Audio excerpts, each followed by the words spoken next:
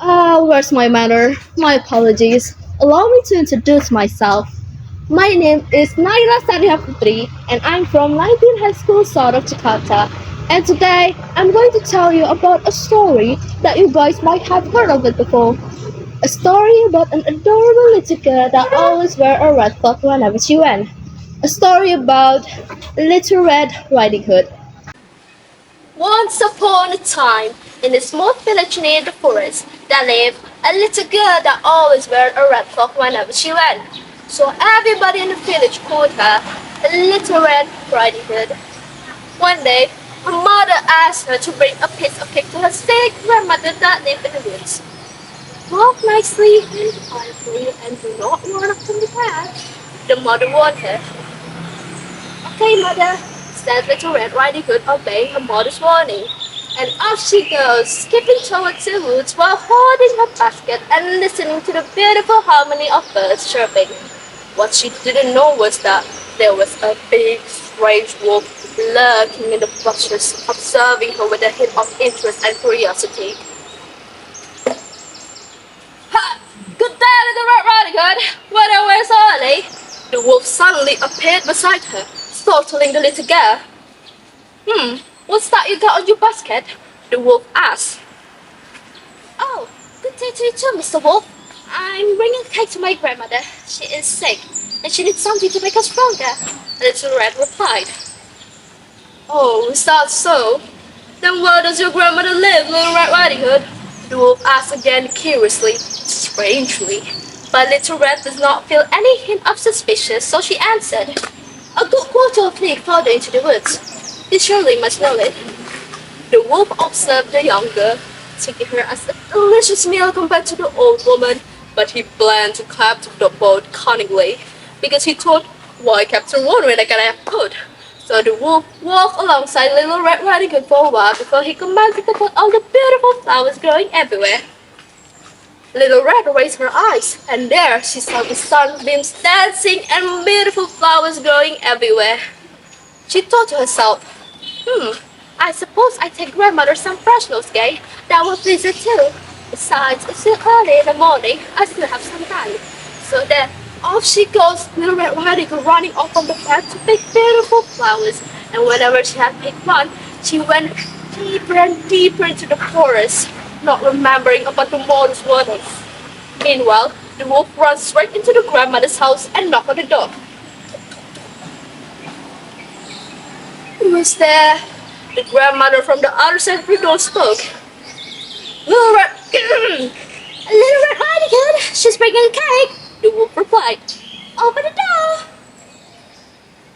Leave the lodge. I am too weak and I cannot stand up, the grandmother replied.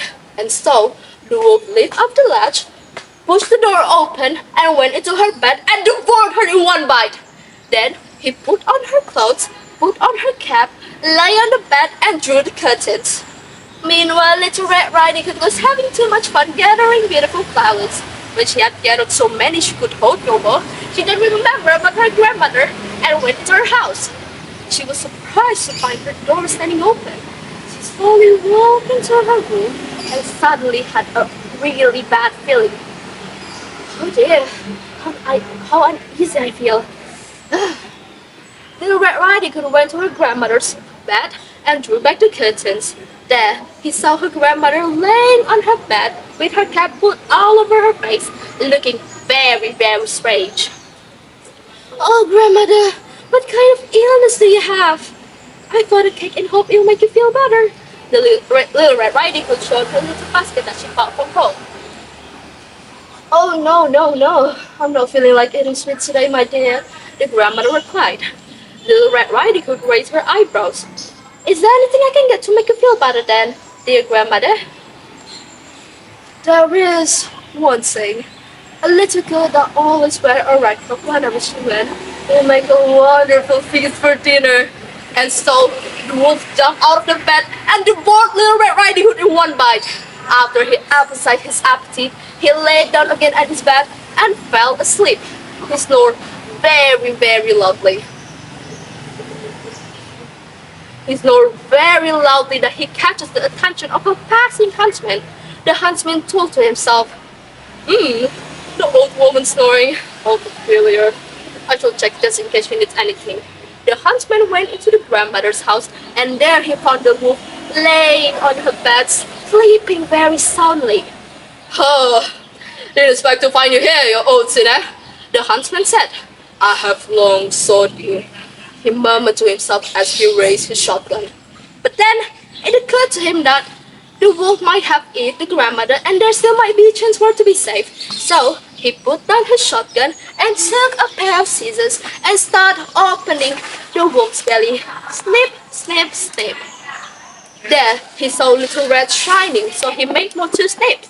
Snip, snips. There, Little Red Riding Hood sprang out, crying. Oh dear, how frightening! It was really dark inside the wolf's belly.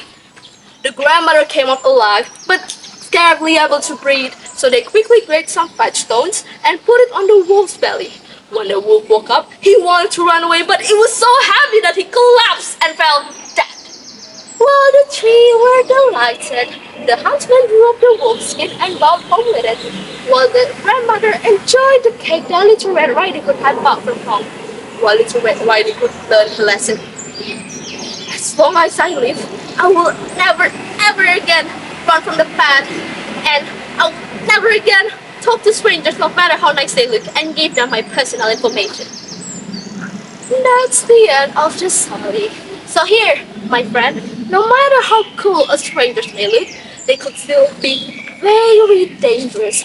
Never let your guards down and give them your personal information. That's all I could say. Oh, it's getting late. I need to go now or my mother will be very worried. Until we meet again, dear stranger. So long!